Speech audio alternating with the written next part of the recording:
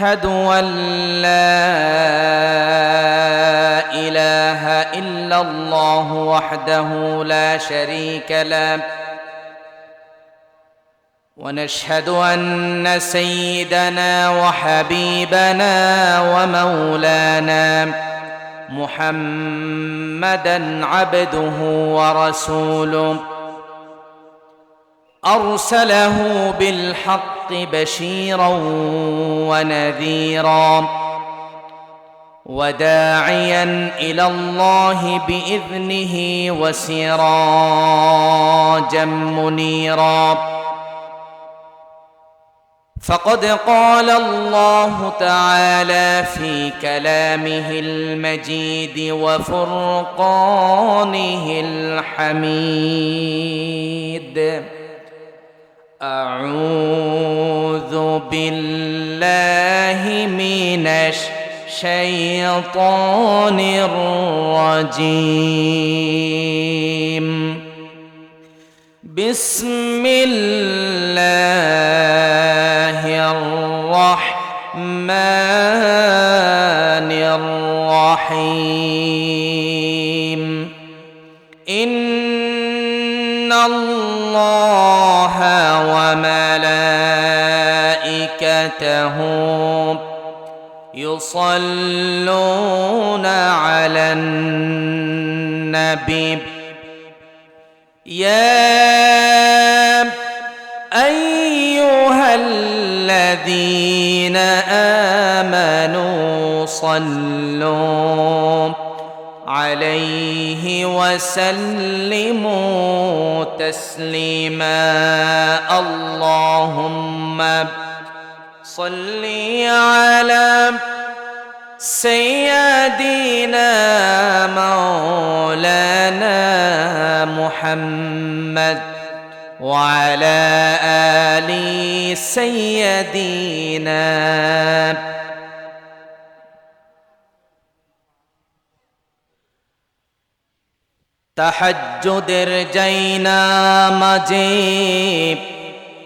তাহাজ্জুদের জায়নামাজে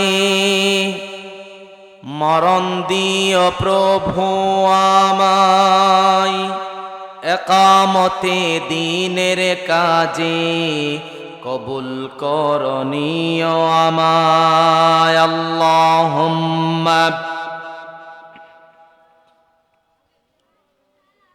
مولانا محمد وعلى آل سيدنا بلغ العلا بكماله كشف الدجى بجماله حسنت جميع خصاله صلوا عليه وآله अगर कुछ मिले या न मिले मुहम्मद मिले यानी वो शय जिससे अल्लाह मिले बलगल उला बिकमालिही कशफत दुजा बिजमालिही हसनत जमीअ खसालिही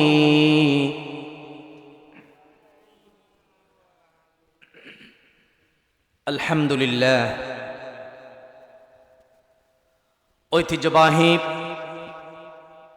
চট্টগ্রাম জেলার দক্ষিণ লোহাগাড়া হাজিরপাড়া দেওয়ানজি পুকুরপাড় যুব ও তরুণ সমাজের উদ্যোগে আয়োজিত তৃতীয়তম আজকের এই তাফসিরুল কোরআন মাহফিলের সম্মানিত শ্রদ্ধাভাজন সভাপতি মুআজ্জাজ মুকাররম হযরত বুজুর্গ উলামায়ে কেরাম মুরব্বিয়ানে ইযম পর্দার আড়ালে অবস্থানরত আছেন সম্মানিতা মুহতারামা মা ও বোনেরা, বিশেষ করে আগামী দিনের জাতির দিকবাল, ভবিষ্যৎ জীবনে জাতির কান্ডারি, আমার প্রিয় ছাত্র, যুবক আর তরুণ বন্ধুগণ, মহান আল্লাহ রাব্বুল আলামিনের শাহী দরবারে লাখো কোটি শুকরিয়া আদায় করছি, নত শিরে সুজুদ পেশ করছি, শ্রদ্ধায় সিজদা অবনত হচ্ছি যে মহান রব্বে করিম আমাদেরকে অত্যন্ত দয়া করে, মায়া করে, মোহাব্বত করে, ভালোবেসে দুনিয়ার সমস্ত ঝামেলা থেকে হেফাজত করে কোরআনের বাগান, জান্নাতের বাগান, উলামায়ে কেরামদের মজলিসে কোরআন হাদিস থেকে কিছু কথা শ্রবণ করার জন্য আসার বসার তৌফিক দান করেছেন। এই জন্য আমরা আমাদের মহান মুনিবের শাহী দরবারে অন্তরস্থল থেকে আল্লাহ পাকের শেখানো ভাষায় মস্তক অবনত চিত্তে শুকরগুজার হচ্ছি। আমরা সকলেই উচ্চ আওয়াজে পড়ছি আলহামদুলিল্লাহ। দরুদ এবং সালাম পেশ করছি আমাদের সকলের প্রাণ প্রিয় নবী, সর্বকালের সর্বযুগের সর্বশ্রেষ্ঠ মহামানব, সৈয়দুল মুরসালিন, ইমামুল মুরসালিন, খাতামুন নবিয়্যিন, জনাব মুহাম্মদুর রাসূলুল্লাহ সাল্লাল্লাহু আলাইহি ওয়াসাল্লামের উপর। ভাই একটু কমাইয়া দেন, হালকা কমাইয়া দেন। আল্লাহ পাকের কৃতজ্ঞতা এবং রাসূলের উপর দরুদ ও সালাম পেশ করার পর তাদের কথা আমরা একটু স্মরণ করছি, যেই সকল আমার যুবক আর তরুণ ভাইরা 5ই আগস্ট জালেমদের বিরুদ্ধে লড়াই করে, ফেসিস্ট স্বৈরাচারের বিরুদ্ধে লড়াই করে বুকের তাজা রক্ত বিলীন করে দিয়েছেন এবং তাদের সাথে লড়াই করে, সংগ্রাম করে, আন্দোলন করে একটি জালেম মুক্ত, মুনাফিক মুক্ত, স্বৈরাচার মুক্ত একটি দেশ উপহার দিয়েছেন, ঠিক কিনা? তাদের আন্দোলন এবং সংগ্রামের মাধ্যমে মুক্ত বাতাসে, খোলা আকাশের নিচে মন ভরে কোরআন থেকে তাফসীর শোনার মতো একটি পরিবেশ আমাদেরকে তৈরি করে দিয়েছেন। এই জন্য আমরা তাদের কথা স্মরণ করছি যারা সংগ্রামে জীবন দিয়েছেন। আল্লাহ রাব্বুল আলামিন তাদেরকে শাহাদাতের মর্যাদা দান করুন, আমরা পড়ি আমিন। বিশেষ করে অত্র সমাজের যে সকল যুবক আর তরুণ ভাইরা অত্যন্ত কষ্ট আর মেহনত করে, পরিশ্রম করে, সকলের সহযোগিতায় এই বিশাল একটি মাহফিল উপহার দিয়েছেন অত্র সমাজের জন্য, যারা শ্রম দিয়েছেন কথা কাজে, আর্থিকভাবে, যেভাবে আজকের এই মাহফিলকে দাঁড় করিয়েছেন, সকলের জন্য শুকরিয়া। আল্লাহ তাআলা সকলের এই শ্রমকে, মেহনতকে কবুল করুন, আমরা পড়ি আমিন। আল্লাহ রাব্বুল আলামিন যেন আজকের এই মাহফিলকে কিয়ামতের দিন অত্র এলাকার জন্য নাজাতের জরিয়া হিসাবে কবুল করেন, আমরা পড়ি আমিন। প্রিয় হাজরিন, সুন্দর একটি মাহফিল, এটা আমাদের জন্য খুশির সংবাদ, ঠিক কিনা বলেন? এটা খুশির সংবাদ কিনা? এই মাহফিল অত্র এলাকার জন্য উপহার, সৌভাগ্যের বিষয়। হয়তো আমি আপনি নামাজ পড়ছি, কোরআন তেলাওয়াত করছি, যাবতীয় ইবাদত বান্দাগি করছি, কবুল হচ্ছে কিনা কেবলমাত্র জানেন কে?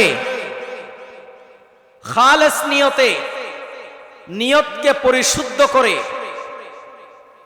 যারা আমরা এই মাহফিলের পিছনে সময় দিয়েছি, মাহফিলকে দাঁড় করিয়েছি, মাহফিলের মাধ্যমে কোরআন হাদিসের কথা, দ্বীনের কথা আমরা প্রচার করেছি, হয়তো আজকের এই মাহফিল আমার আপনার জন্য কিয়ামতের দিন নাজাতের ওসিলা হয়ে যেতে পারে। সুবহানাল্লাহ।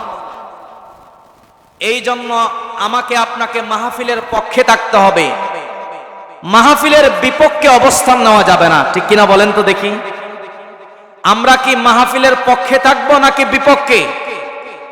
মাহফিলের পক্ষে থাকলে সওয়াব না গুনাহ?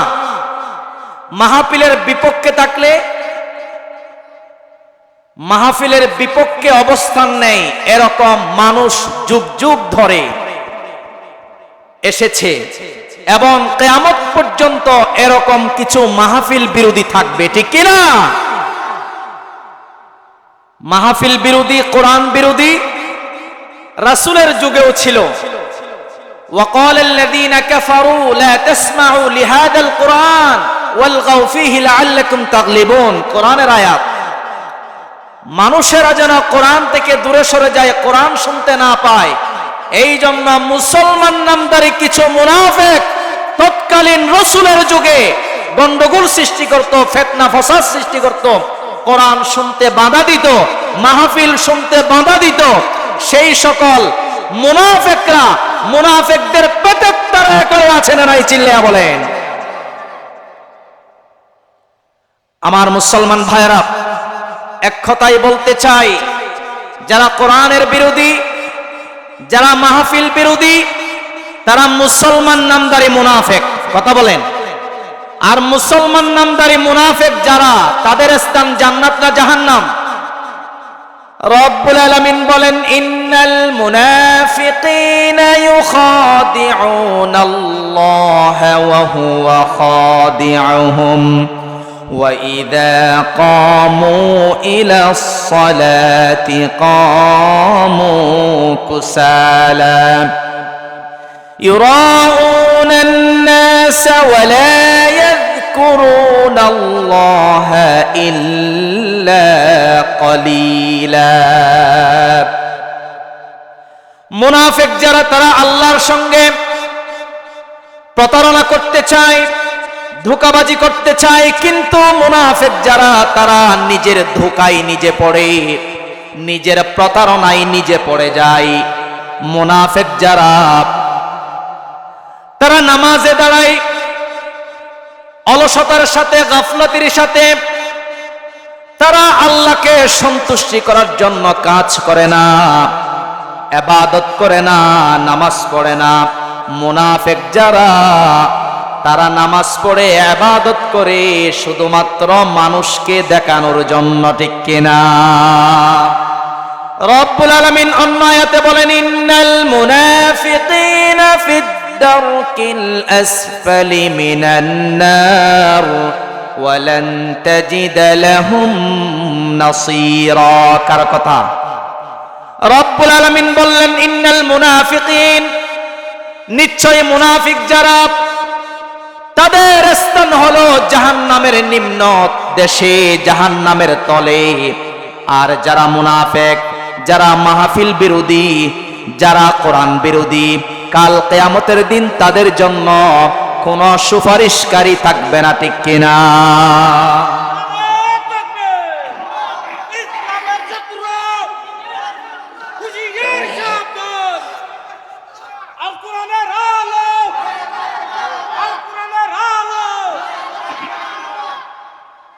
আমার মুসলমান ভাইরা, এই জন্য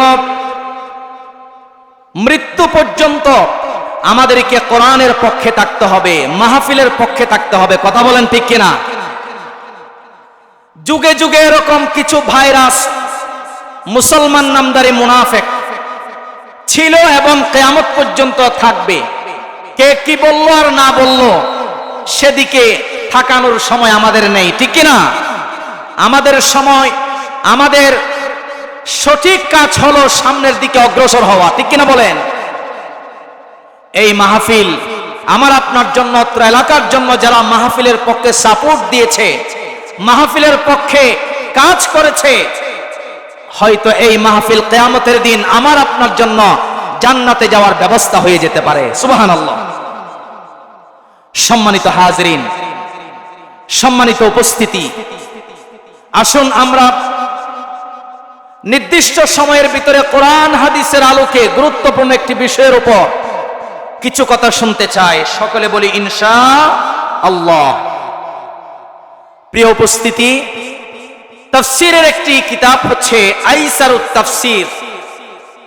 এই কিতাবের 1 নম্বর খণ্ড 294 নম্বর পৃষ্ঠায় এসেছে, ইয়াকুলু আকতারুল মুফাসসিরিন, অধিকাংশ মুফাসসিরিন একরাম বলেছেন দুটি মূলনীতিতে মুক্তি আছে, সফলতা আছে। এখানে আমরা যারা বসেছি বলেন তো দেখি, আমরা দুনিয়া আখেরাতে সফল হতে চাই কি চাই না? দুনিয়া আখেরাতে আমরা যদি সফল হতে চাই, মাহফিলের পক্ষে থাকতে হবে, তাহলেই সফলতা পাওয়া যাবে, ঠিক কি না? মুফাসসিরিন একরাম বলেছেন যদি আমরা দুনিয়া আখেরাতে সফল হতে চাই, তাহলে নাম্বার 1, 1 নম্বরে যেই কাজটি আমাদেরকে ফলো করতে হবে, মানতে হবে, তা হলো ইত্তাকুল্লাহ।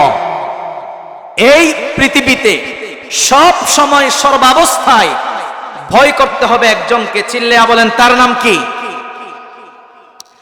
এই জন্য রব্বুল আলামিন বলেন, ইয়া আইয়ুহাল্লাযীনা আমানুত্তাকুল্লাহা হাক্কা তুকাতিহি ওয়া লা তামুতুন্না ইল্লা ওয়া আনতুম মুসলিমুন। রব্বুল আলামিন বলেন, ইয়া আইয়ুহাল্লাযীনা আমানু, হে ইমানদারগণ, হে মুমিনের দল, বিশ্বাসীর দল, ইত্তাকুল্লাহ, তোমরা আল্লাহকে ভয় করো। শুধু ভয় করলে হবে না, হাক্কা তুকাতি, যেমনি ভাবে আল্লাহকে ভয় করা উচিত তেমনি ভাবে আল্লাহকে ভয় করো। ওয়ালা তামুতুন্না ইল্লা ওয়া আনতুম মুসলিমুন,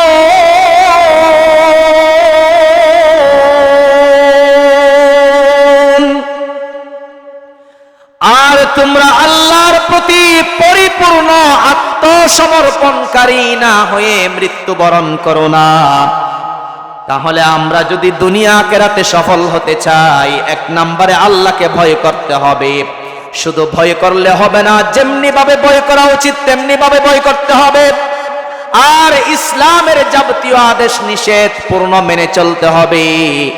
আল্লাহ তাআলার সকল আদেশ মানতে হবে এবং আল্লাহ তাআলা যেই সকল বিষয়ের প্রতি নিষেধাজ্ঞা জারি করেছেন, সেই সকল নিষেধাজ্ঞা বিষয়ের ধারে কাছেও যাওয়া যাবে না, ঠিক কি না?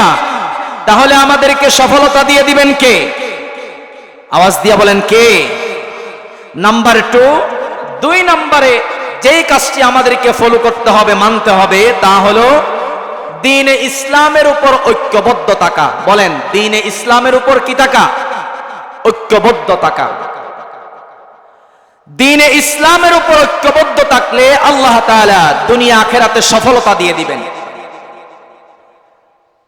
আমাদেরকে মনে রাখতে হবে, আমাদের দল ভিন্ন হতে পারে, মত ভিন্ন হতে পারে, আকীদা ভিন্ন হতে পারে, কিন্তু ইসলামের বেলায় আমরা কয় দল? আসতে বলবেন না, ইসলামের বেলায় আমরা কয় দল? এই জন্য বাংলার জমিনে যখন কোন নাস্তিক, মুরতাদ, ইসলাম বিদ্বেষী, কোরআন বিদ্বেষী এই কোরআনের মাহফিলের বিরোধিতা করবে, কোরআনের বিরোধিতা করবে এবং ইসলাম নিয়ে বাজে মন্তব্য করবে, আমার রাসূলকে নিয়ে কটূক্তি করবে, কোরআনের বিরুদ্ধে অবস্থান নিবে, তখন সকল মতামত ভুলে গিয়ে, হিংসা বিদ্বেষ ভুলে গিয়ে সকল মুসলিম ঐক্যবদ্ধ হয়ে, একাকার হয়ে সেই সকল নাস্তিক মুরতাদদেরকে উপযুক্ত জবাব দিতে হবে মুসলমানরা, ঠিক কি না বলেন?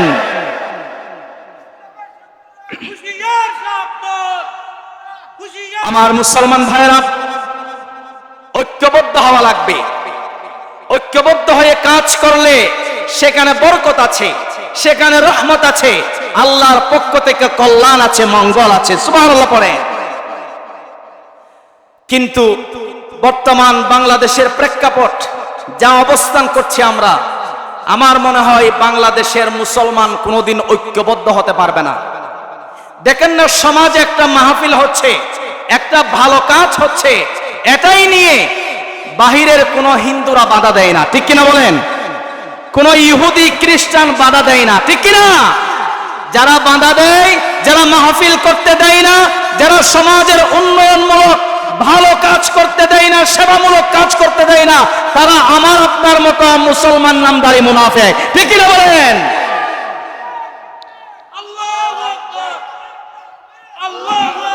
আমার মুসলমান ভাইরা, এই জন্য আমাদেরকে ঐক্যবদ্ধ হয়ে কাজ করতে হবে। দেশের মানুষ ঐক্যবদ্ধ হতে চায় না। এই যে আপনারা দেখেছেন আমাদের প্রিয় আল্লামা ডক্টর মিজানুর রহমান আজাহারি হুজুর ইতিমধ্যে কয়েকটি প্রোগ্রাম করেছেন, ঠিক কিনা? এর মধ্যেই সুন্নি নামের ভণ্ডদের জ্বালা পোড়া শুরু হয়ে গেছে। কথা বলেন ঠিক কিনা? আপনারা অবশ্যই দেখেছেন সুন্নিয়তের সাদিকুর রহমান নামের একজন মাজার পূজারী ভণ্ড ফির নামক শয়তান, সে কত নিকৃষ্টতর বাজে মন্তব্য করেছে আমাদের আজহারি হুজুরের ব্যাপারে। কত জঘন্যতম কথা বলেছে। সে বলেছে যে আজহারিকে কাফের ঘোষণা দিয়েছে। নাউজুবিল্লাহ বলে। আজহারির মাথা যদি দ্বিখণ্ডিত করে আমার কাছে এনে দিতে পারো তাহলে 10 লক্ষ টাকা পুরস্কার। নাউজুবিল্লাহ জোরে বলবেন না? একজন আলেম হয়ে আরেকজন আলেমের বিরুদ্ধে কিভাবে এরকম জঘন্যতম কথা বলতে পারে? বোঝা গেল এই দেশের আলেম সমাজ ঐক্যবদ্ধ হতে পারবে না। এই দেশের মুসলিম জাতি ঐক্যবদ্ধ হতে চায় না। আলেমে আলেমে বিভেদ এখন, জালেমে জালেমে দুস্তি। ঠিক কিনা? আলেমে আলেমে বিভেদ এখন, জালেমে জালেমে দুস্তি। পথের ঠিকানা জানা নেই কারো, কে কোথায় পাবে স্বস্তি, কে কোথায় পাবে স্বস্তি, কে কোথায় পাবে স্বস্তি। এখন আলেমে আলেমে মতানৈক্য, মতবিরোধ কম না বেশি? বেশি। যেখানে এত মতবিরোধ, এত মতানৈক্য, সেখানে তো কোনোদিন আল্লাহর রহমত থাকতে পারে না। ঠিক কিনা? এই জন্য আমি আজকের মাহফিল থেকে মিডিয়ার মাধ্যমে হাত জোর করে আল্লাহর ওয়াস্তে বলতে চাই, সকল দলাদলি ছাড়েন, সকল মতবিরোধ ছাড়েন, হিংসা বিদ্বেষ ছাড়েন, কাদা ছোড়াছুড়ি পরিহার করুন। সকলেই ঐক্যবদ্ধ হয়ে এই সুযোগে, জালেম সরকার তো এখন বাংলাদেশে নাই, ঠিক কিনা? এই সুযোগকে কাজে লাগিয়ে সকলে ঐক্যবদ্ধ হয়ে ইসলাম প্রতিষ্ঠার কাজ করুন। ওয়াল্লাহি আল্লাহর কসম, দুনিয়াতে এবং আখিরাতে আল্লাহ তাআলা সফলতা দিয়ে দিবেন। ঠিক কিনা বলেন? আমার মুসলমান ভাইরা, সহিহ মুসলিম শরীফের বর্ণনা 1715 নম্বর হাদিস, আন আবি হুরায়রা রাদিয়াল্লাহু তাআলা আনহু قال قال رسول الله صلى الله عليه وسلم। সাইয়্যিদুনা আবু হুরায়রা রাদিয়াল্লাহু তাআলা আনহু হাদিসটি বর্ণনা করেছেন। রাসূল করিম সাল্লাল্লাহু আলাইহি ওয়াসাল্লাম বলেন, ইন্নাল্লাহা ইয়ারদা লাকুম সালাসান, নিশ্চয় এমন 3টি কাজ আছে যেই 3টি কাজে তোমাদের প্রতি আল্লাহ সন্তুষ্ট হয়ে যায়, যেই 3টি কাজ আল্লাহ পছন্দ করেন, যেই 3টি কাজ করলে তোমাদের প্রতি আল্লাহ খুশি হয়ে যায়। সুবহানাল্লাহ পড়েন। ওয়া ইয়াকরাহু লাকুম সালাসান, এবং 3টি কাজ আছে অপছন্দনীয়। ফায়ারদা লাকুম, যেই 3টি কাজ করলে আল্লাহ খুশি হয়, সেই 3টি কাজ হলো, 1 নাম্বার আনতাবুদুহু, তোমরা আল্লাহর ইবাদত করো। ইবাদত করলে আমার আপনার প্রতি খুশি হয়ে যায় একজন, তিনি কে? এই জন্য রব্বুল আলামিন বলেন, ওয়া মা খালাকাতুল জিন্না ওয়াল ইনসা ইল্লা লিয়াবুদুন। রব্বুল আলামিন বলেন, আমি মানুষ এবং জিন জাতিকে সৃষ্টি করেছি শুধুমাত্র আমার গোলামির জন্য, আমার দাসত্বের জন্য, আমার ইবাদত করার জন্য। অন্য আয়াতে রব্বুল আলামিন বলেন, ফাহাসিবতুম আন্নামা খালাকনাকুম আবাথা ওয়া আন্নাকুম ইলাইনা লা তুরজাউন। জোরে বলি আল্লাহু আকবার। রব্বুল আলামিন বলেন, মানুষ কি এই কথা মনে করে নাকি আমি তাদেরকে অযথা সৃষ্টি করেছি, অযথা তাদেরকে আমি পৃথিবীতে পাঠিয়েছি? না না, একটা উদ্দেশ্য আছে, আমার গোলামের জন্য আমি মানুষ সৃষ্টি করলাম। আর মানুষেরা কি কথা মনে করে নাকি তাদেরকে আমার কাছে ফিরে আসতে হবে না? না না, অবশ্যই আমাদের সকলকে আল্লাহর দরবারে ফিরে যেতে হবে, তাতে কোনো সন্দেহ। কুল্লু নাফসিন যায়িকাতুল মাউত, সবাইকে মৃত্যুর স্বাদ গ্রহণ করতে হবে, ঠিক কিনা বলেন?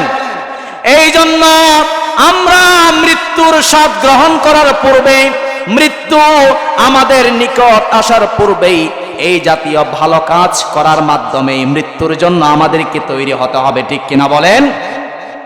আমার মুসলমান ভাইরা, আমরা ইবাদত করলে আমাদের প্রতি খুশি হয়ে যায় কে? আল্লাহ খুশি হয়। এবার সবাই আওয়াজ দিয়ে বলেন তো, আমরা ইবাদত করব কার জন্য? আরো আওয়াজ দিয়ে বলেন, কার জন্য? রব্বুল আলামিন বলেন, কুল ইন্না সালাতি ওয়া নুসুকি ওয়া মাহইয়ায়া ওয়া মামাতি লিল্লাহি রাব্বিল আলামিন লা শারীকা লাহু ওয়া বিযালিকা উমিরতু ওয়া আনা আউয়ালুল মুসলিমিন।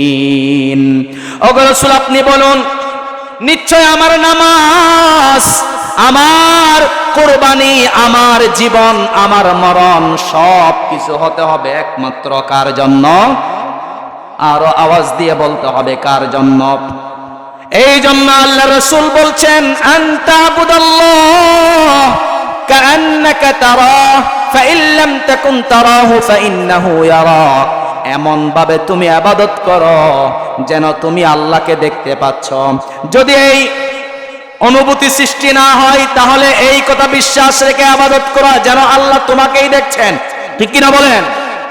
এইভাবে যদি আমরা ইবাদতে দাঁড়াই, আমরা যদি ইবাদত করি, তাহলে আমাদের প্রতি খুশি হয়ে যাবেন কে? তাহলে আল্লাহর জন্য খুশুখুজুর সাথে মনোযোগ সহকারে নামাজ পড়লে, ইবাদত বান্দাগি করলে, সকল সৎ কাজ করলে আমাদের প্রতি খুশি হয়ে যায় কে? নাম্বার 2, 2 নাম্বার হচ্ছে ওয়ালা তুশরিকু বিহি শাইআ, আল্লাহর সঙ্গে অন্য কাউকে শরীক সাব্যস্ত করা যাবে না, তথা শিরক করা যাবে না, ঠিক কিনা বলেন? শিরক শব্দের অর্থ হচ্ছে অংশীদার সাব্যস্ত করা, তথা আল্লাহর ইলম, আল্লাহর কুদরত, আল্লাহর শক্তিতে, আল্লাহর সত্তার সাথে সমান অংশ স্থাপন করাকে শিরক বলে। শিরক হচ্ছে ক্ষমার অযোগ্য অপরাধ।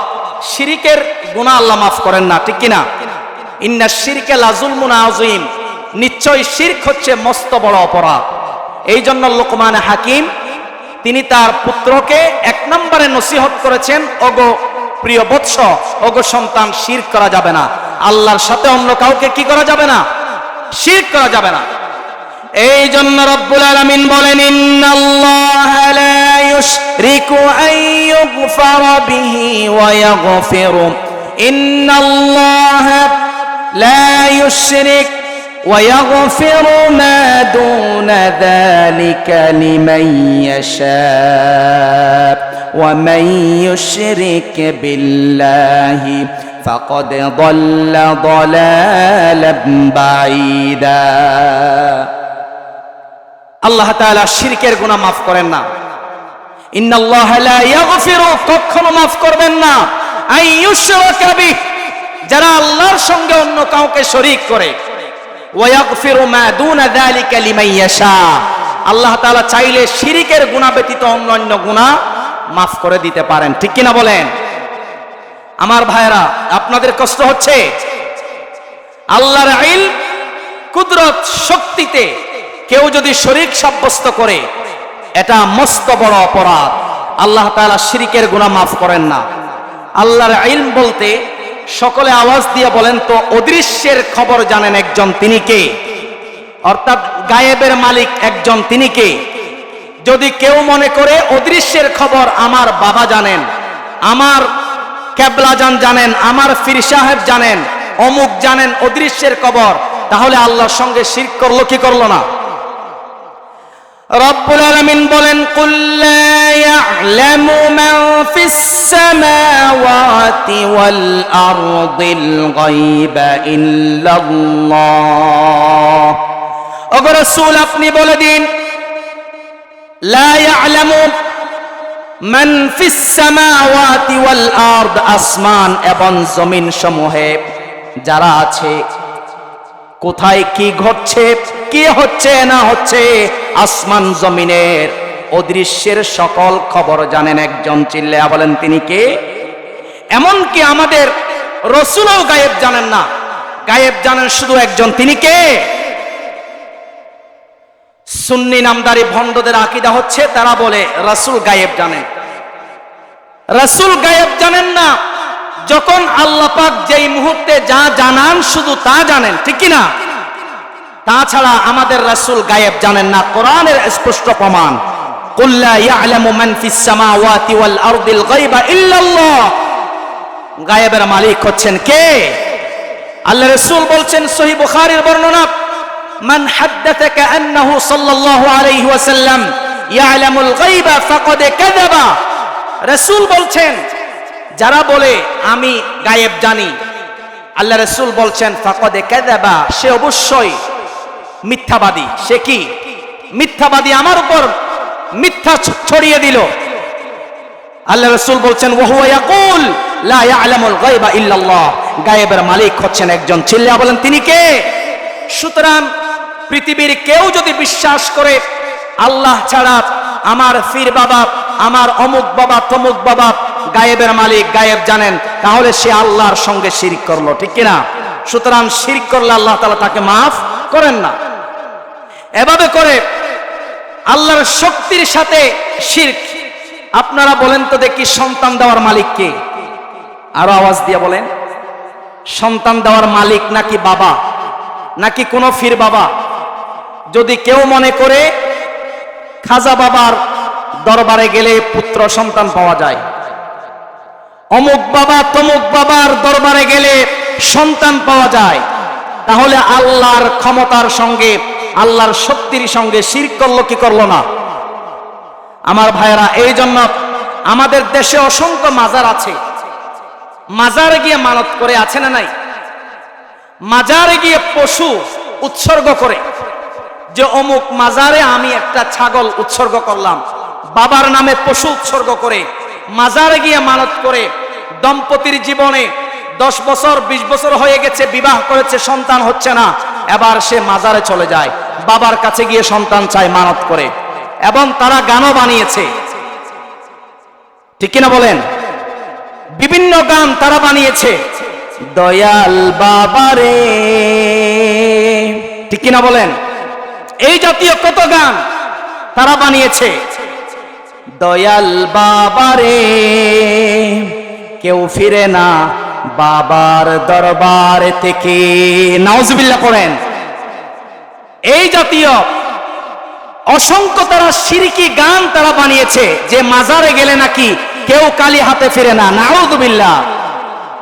আমার ভাইয়েরা, এই জন্য আজকে থেকে এই শিরক আমাদেরকে পরিত্যাগ করতে হবে। আমরা কেবলমাত্র শুধুমাত্র যা লাগে তা চাইব, কেবলমাত্র কার কাছে? আল্লাহর কাছে। সন্তান দেওয়ার মালিক কে? এই জন্য রব্বুল আলামিন বলেন, লিল্লাহি মুলকুস সামাওয়াতি ওয়াল আরদ ইয়াখলুকু মা ইয়াশা ইয়াহাবু লিমান ইয়াশাউ ইনাসা ওয়া ইয়াহাবু লিমান ইয়াশাউ যুকুর। আল্লাহ তাআলা যখন যাকে চান তা দান করেন। আল্লাহ তাআলা যাকে পুত্র সন্তান দিতে চান তাকে দেন, আবার কাউকে কন্যা সন্তান দান করেন, আবার কাউকে পুত্র কন্যা উভয়টি দান করেন, আবার কাউকে পুত্র এবং কন্যা কোনটি দান করেন না, বন্ধত্ব হিসাবে রেখে দেন, ঠিক কিনা বলেন? এটা আল্লাহর শক্তি, আল্লাহর ইলমে আছে কাকে কি দিবেন।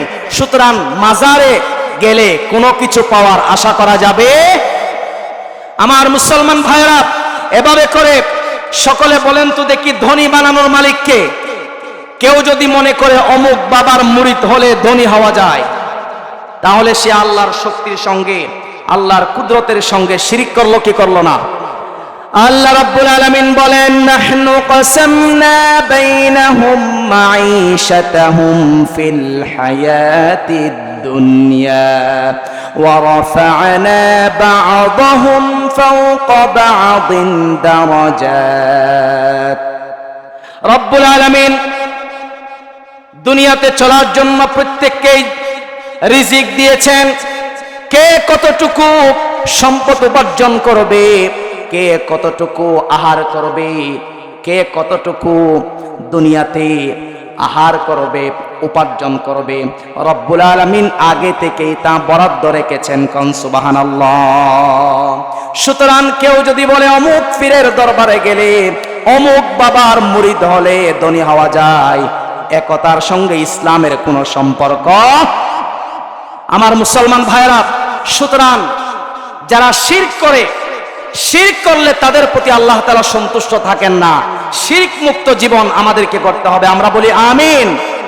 আমার মুসলমান ভাইরা, কিয়ামতের দিন হাদিসে কুদসিতে এসেছে, কিয়ামতের দিন আল্লাহ রাসূল বলছেন, হাদিসে কুদসিতে এসেছে আল্লাহ তাআলার ফরমান, যারা আল্লাহর সামনে শিরিক মুক্ত ইবাদত নিয়ে উপস্থিত হতে পারবে, শিরিক মুক্ত ইবাদত যদি কম হয়, আল্লাহ তাআলা সেই বান্দার সামনে রহমতের ধন ভান্ডার নিয়ে আল্লাহ তাআলা উপস্থিত হবেন। সুবহানাল্লাহ পড়েন। এই জন্য শিরিক মুক্ত ইবাদত আমাদেরকে করতে হবে। আল্লাহ তাআলা যেন তৌফিক দান করেন, আমরা পড়ি আমিন। যদি আমরা শিরিক মুক্ত ইবাদত করতে পারি, আমাদের প্রতি আল্লাহ খুশি হয়ে যায়। এক নম্বরে বলেছিলাম আনতাবুদুহু, আমরা ইবাদত করব আল্লাহর সন্তুষ্টির জন্য, আল্লাহ আমাদের প্রতি খুশি হবেন। দুই নাম্বার শিরিক মুক্ত ইবাদত আমরা করব। তিন নাম্বার হলো ওয়া আনতাতাসিমু বিহাবলিল্লাহি জামিআ, আমরা ঐক্যবদ্ধ হয়ে, আল্লাহ পাক বলছেন আল্লাহর রশি তথা কোরআন এবং ধর্মের বেলায় তোমরা ঐক্যবদ্ধ থাকো, ওয়ালা তাফাররাকু, তোমরা পৃথক হইও না, দলাদলি করিও না, বাড়াবাড়ি করিও না, তোমরা পৃথক হইও না, তোমরা ঐক্যবদ্ধ হয়ে ইসলামের জন্য কাজ করো, ঐক্যবদ্ধ হয়ে কোরআনের পক্ষ হয়ে কাজ করো। কার কথা? আল্লাহর কথা।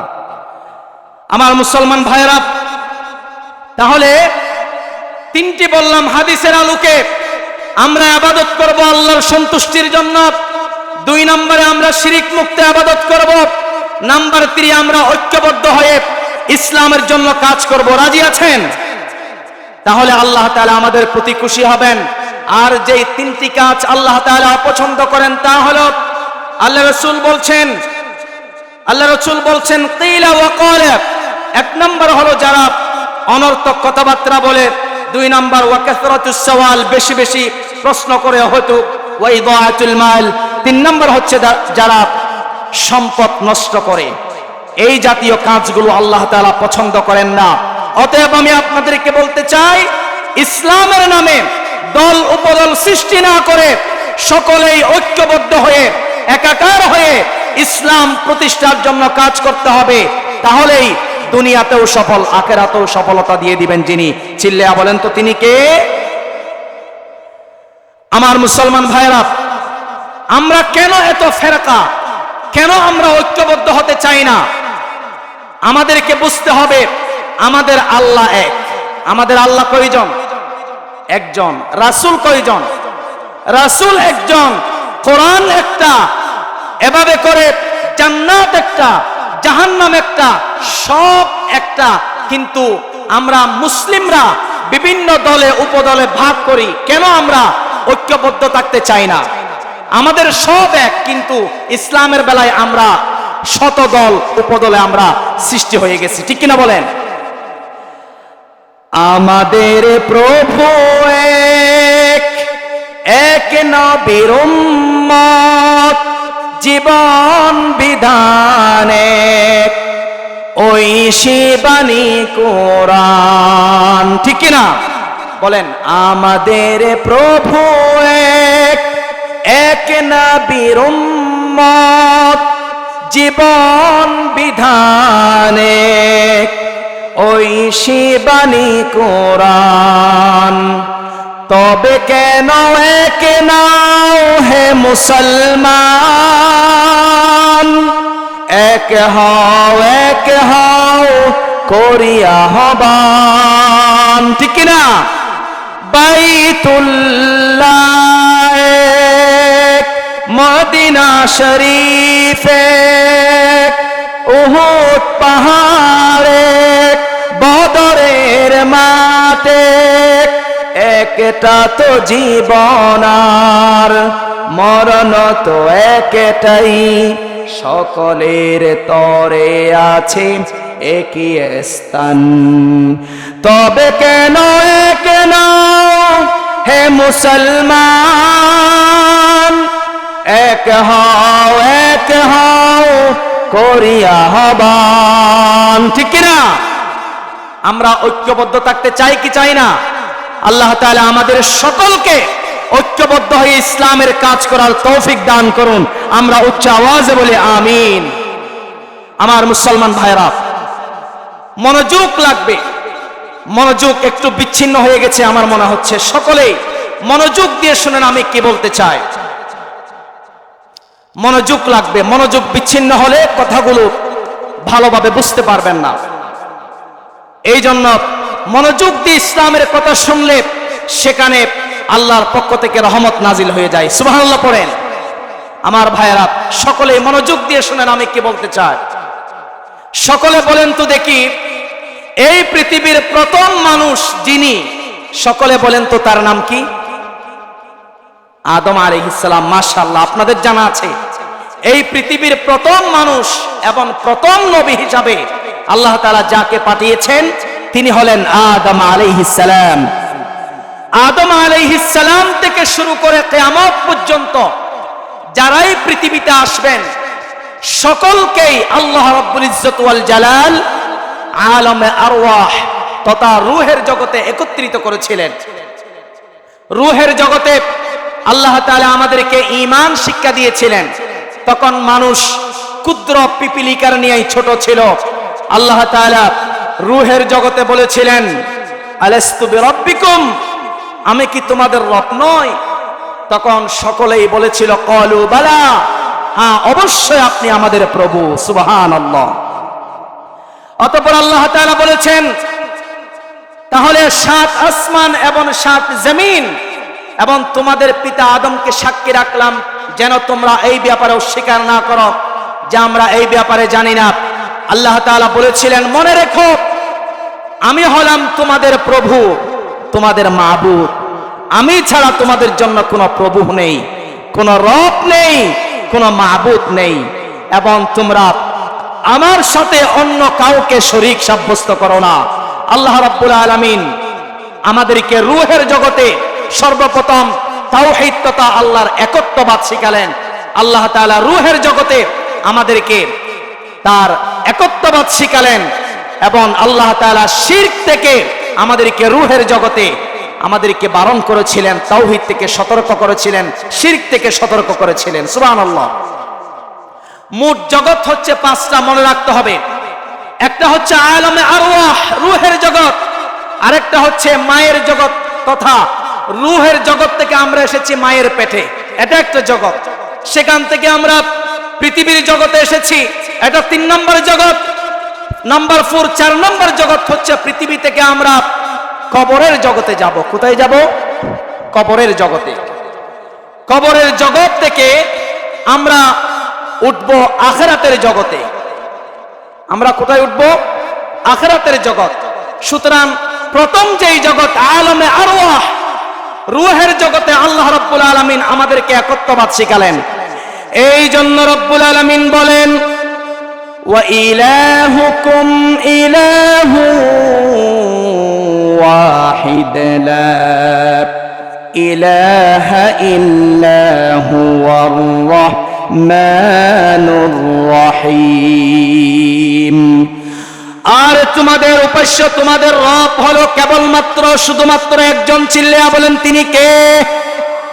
আল্লাহ রাব্বুল আলামিন রূহের জগতে আমাদেরকে তার পরিচয় শিক্ষা দিলেন, ঈমান শিক্ষা দিলেন।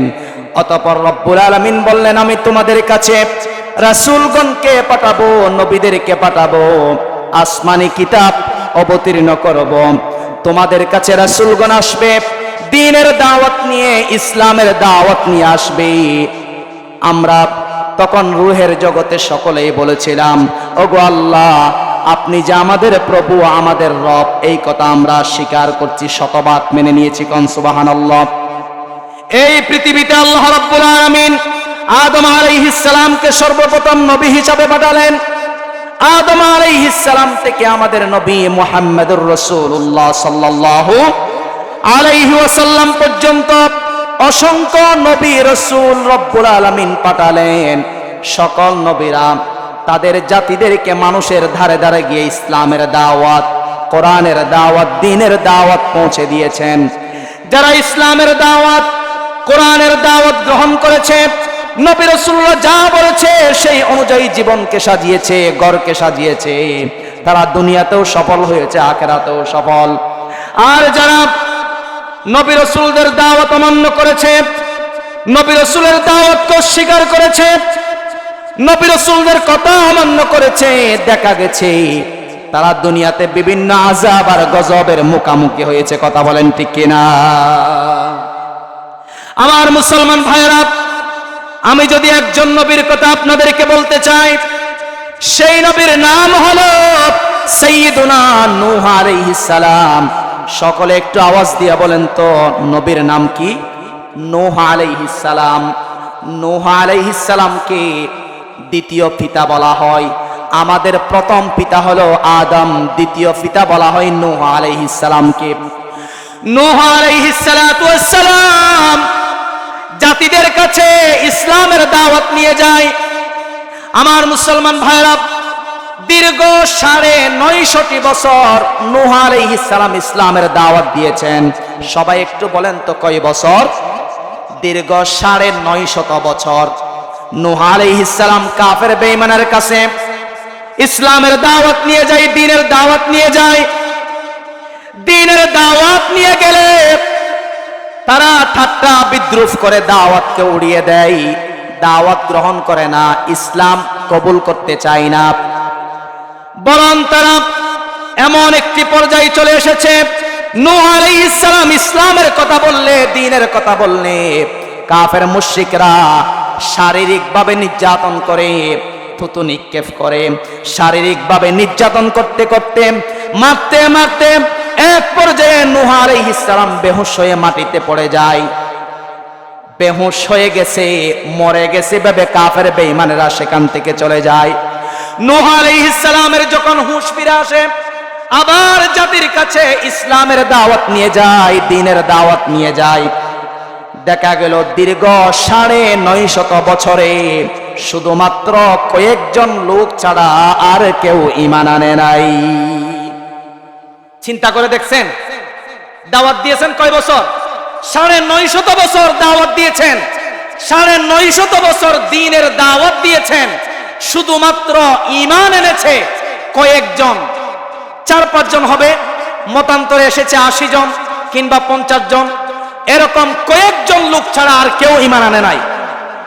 অবশেষে রব্বুল আলামিনের পক্ষ থেকে ওহী আসলো, জিবরাইল ফেরেশতাকে পাঠিয়ে দিলেন, আয়াত নাজিল করে দিলেন, ওয়া উহিয়া ইলা নূহিন আন্নাহু লা ইউমিনা মিন কওমিকা ইল্লা মান ক্বাদ আমানা ফালা তাবতাইস বিমা কানু ইয়াফআলুন। আল্লাহ রাব্বুল আলামিন বললেন, ওগো আমার পয়গম্বর নূহ, তুমি আর কাফের বেঈমানদেরকে দাওয়াত দিও না, তারা আর কেউ ঈমান আনবে না। কে বলছেন? সুতরাং কাফের বেঈমানেরা তোমাকে যেই শারীরিক নির্যাতন করে, মারে, ধরে, এর জন্য তুমি ব্যথা পেও না, দুঃখ পেও না। যখন আল্লাহর পক্ষ থেকে এই ওহী চলে এসেছে, এই নির্দেশ এসেছে, কাফের বেঈমানেরা আর ঈমান আনবে না। এবার নূহ আলাইহিস সালাম সিদ্ধান্ত নিলেন, যেহেতু দাওয়াত দিলে আর কোনো কাজ হবে না, ঈমান আনবে না, এই কাফের মুশরিকরা তাহলে আর বেঁচে থেকে লাভ কি? কাফের মুশরিকরা বেঁচে থেকে লাভ কি? কয়েকজন যে ঈমান এনেছে তাদেরকেও পথভ্রষ্ট করে ছাড়বে তারা। এই জন্য নূহ আলাইহিস সালাম আল্লাহর কাছে দোয়া করলেন, ওয়া ক্বালা নূহুর রাব্বি লা তাযার আলাল আরদি মিনাল الكافرين ديارا إنك إن تذرهم يضلوا عبادك ولا يلدوا إلا فاجرا كفارا নূহ আলাইহিস সালাম আল্লাহর কাছে দোয়া করলেন, ওগো আল্লাহ, রব্বি লা তাযার আলাল আরদি মিনাল কাফিরিনা দাইয়ারা, এই জমিনে একজনও যেন কাফের বেঈমানেরা বেঁচে না থাকে। কাফের বেঈমানেরা যদি বেঁচে থাকে, কয়েকজন যে ঈমান এনেছে তাদেরকেও পথভ্রষ্ট করে ছাড়বে, আর তাছাড়া কাফের বেঈমানেরা জন্ম দিবে শুধু ফুজ্জার গুনাহগার, কাফের মুশরিক জন্ম দিবে, সুতরাং তারা বেঁচে থেকে লাভ কি? এবার নূহ আলাইহিস সালামের দোয়া আল্লাহ তাআলা কবুল করলেন। কবুল করে আল্লাহ রাব্বুল ইজ্জত ওয়াল জালাল নূহ আলাইহিস সালামকে আবার জানিয়ে দিলেন, তুফানের একটা মহাপ্লাবনের সুসংবাদ জানালেন। সুসংবাদ জানিয়ে দিয়ে আল্লাহ রাব্বুল আলামিন বললেন, ওগো আমার নূহ, তুমি একটা কিস্তি তৈরি করো, একটা নৌকা তৈরি করো। কে বলছেন? আল্লাহ রাব্বুল আলামিন বলছেন, যারা ঈমান এনেছে, যারা দাওয়াত গ্রহণ করেছে, যারা ইসলামের পক্ষে ছিল, যারা কোরআনের পক্ষে ছিল, তাদেরকে তুমি তুফানের সময়, প্লাবনের সময় তোমার ওই নৌকার মধ্যে উঠায় আনিবা। আর যারা ঈমান আনে নাই, ইসলাম গ্রহণ করে নাই, দাওয়াতের বিরোধিতা করেছিল, তারা প্লাবনের মধ্যে গজবে নিপতিত হয়ে যাবে। কন্যা নাউজুবিল্লাহ। আল্লাহ রাব্বুল আলামিন আয়াত নাযিল করলেন, ওয়াসনাইল ফুলকা বিআয়ুনিনা ওয়া ওয়াহাইনা ওয়ালা তুখাতিবনি ফিল্লাযীনা যালামু ইন্নাহুম মুগরাকুন। রব্বুল আলামিন নূহ আলাইহিস সালামের প্রতি নির্দেশ দিলেন, ওগো আমার পয়গম্বর নূহ, তুমি আমার তত্ত্বাবধানে তুমি একটি নৌকা তৈরি করো, কিস্তি তৈরি করো, আর আমি আল্লাহ ওই জালিমদেরকে ধ্বংস করে দেব। কন্যা নাউজুবিল্লাহ। জালিমদেরকে ধ্বংস করবেন কে?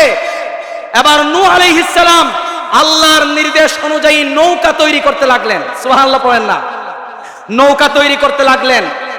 আল্লাহ তাআলা নির্দেশ দিলেন, সেই নির্দেশ অনুযায়ী নৌকা তৈরি করা শুরু হলো।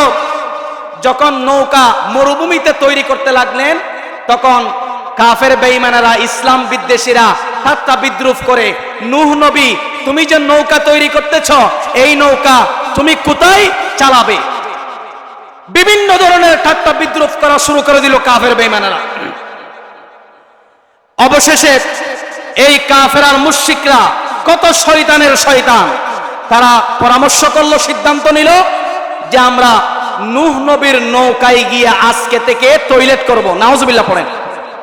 তারা টয়লেট হিসাবে ওই নৌকাটাকে ব্যবহার শুরু করে দেয়। নাউজুবিল্লাহি মিন যালিক। একটু অপেক্ষা করে, আজান হচ্ছে, আজানের জবাব দেন। হয়ে গেছে, আর কথা বাড়াবো না। বলছিলাম, সংক্ষেপে বলছি, আমার মুসলমান ভাইরা, সময় একেবারে শেষ, আমাকে শেষ করতে বলছেন। যেই কথাটি আমি বলছিলাম, নূহ আলাইহিস সালামের দাওয়াতি এই জীবনকে কেন্দ্র করে, দাওয়াতি জীবনের প্রেক্ষাপটে আমি আপনাদেরকে বলতে চাই, নূহ আলাইহিস সালাম দাওয়াত দিয়েছিলেন প্রায় দীর্ঘ 950 বছর। 950 বছরে মাত্র কয়েকজন লোক ঈমান এনেছে, ঠিক কিনা বলেন? সুতরাং তারা বিরোধিতা করেছিল। আল্লাহ রাব্বুল আলামিন তুফানের আযাব দিয়েছেন, প্লাবনের আযাব দিয়ে বিরোধিতাকারীদেরকে ধ্বংস করেছেন। আমরা যদি বলতে চাই, ইব্রাহিম আলাইহিস সালামের যুগে নমরুদ ইসলামের বিরোধিতা করেছিল, কোরআনের বিরোধিতা করেছিল। আল্লাহ রাব্বুল আলামিন ওই নমরুদকে ল্যাংড়া মশা দিয়ে সাইজ করেছেন। কথা বলেন ঠিক কিনা? এভাবে করে মূসা আলাইহিস সালামের যুগে ফেরাউনের গোষ্ঠী দাওয়াতের বিরোধিতা করেছে। ফেরাউনের গোষ্ঠীদেরকে আল্লাহ রাব্বুল আলামিন লোহিত সাগরে চুবাইয়া মারছেন। কথা বলেন ঠিক কিনা? নূহ আলাইহিস সালামের যুগে কাফের বেঈমানেরা দাওয়াতের বিরোধিতা করেছে, নবী রাসূলকে কষ্ট দিয়েছে। আল্লাহ রাব্বুল আলামিন দাওয়াতের বিরোধিতা করার কারণে নূহ আলাইহিস সালামের সম্প্রদায়দেরকে, জাতিদেরকে প্লাবনের গজব দিয়ে ধ্বংস করেছেন। কথা বলেন ঠিক কিনা? এভাবে করে এই বাংলার জমিনে আমরা দেখেছি 16-17 বছরের ক্ষমতাগিরি, ঠিক কিনা বলেন? 16-17 বছরের ক্ষমতাগিরি এই ফ্যাসিস্ট স্বৈরাচারদেরকে বাংলাদেশের আলেমরা কোরআন দিয়ে বুঝিয়েছেন, কোরআন দিয়ে বুঝিয়েছেন, কিন্তু তারা কোরআন থেকে বুঝে নাই, এমনকি নিরহ নিরপরাধ আলেমদেরকে মিথ্যা মামলা সাজায়া জেলখানায় বন্দী করে রেখেছিল। কথা বলেন ঠিক কিনা? আল্লাহ রাব্বুল আলামিন এই সকল জালেম ফ্যাসিস্ট স্বৈরাচারদেরকে 16 বছরের ক্ষমতাগিরি, 16 বছরের দাপটগিরি যাওয়ার সময় আল্লাহ রাব্বুল আলামিন 16 মিনিটও সময় দেয় নাই, লাঞ্ছিত আর অবদস্থ করে এই জালেমদেরকে বাংলার জমিন থেকে বিতাড়িত করেছেন। কথা বলেন ঠিক কিনা? সুতরাং এইভাবে করে যারা ইসলামের বিরোধিতা করবে, কোরআনের বিরোধিতা করবে, যুগে যুগে তারা অপদস্থ হবে, লাঞ্ছিত হবে, এমনকি নিজের দেশেও থাকতে পারবে না। কথা বলেন ঠিক কিনা? যাই হোক, আজান হয়ে গেছে, আমরা দোয়া করছি যারা বুঝে না তারা যেন বুঝে, যারা বুঝতে চায় না তাদের জন্য আমরা দোয়া করি, আল্লাহ তাআলা তাদেরকে হেদায়েত নসিব করুন, আমরা পড়ি আমিন। বিশেষ করে যেই যুবক ভাইরা অত্যন্ত কষ্ট করে আজকের এই মাহফিলকে সাজিয়েছেন, আল্লাহ তাআলা সকল যুবক ভাইদের এই শ্রমকে যেন কবুল করেন, আমরা পড়ি আমিন। যেই সকল বক্তারা আসবে, অনেক বড় বড় বক্তাগণ আসবেন, তাদের আলোচনা শুনবেন, আল্লাহ তাআলা তাদেরকে সুস্থভাবে আসার এবং কোরআন সুন্নাহ থেকে কথা বলার তৌফিক দান করেন, আমরা সকলে পড়ি আমিন। ওয়া আখিরু দাওয়ানা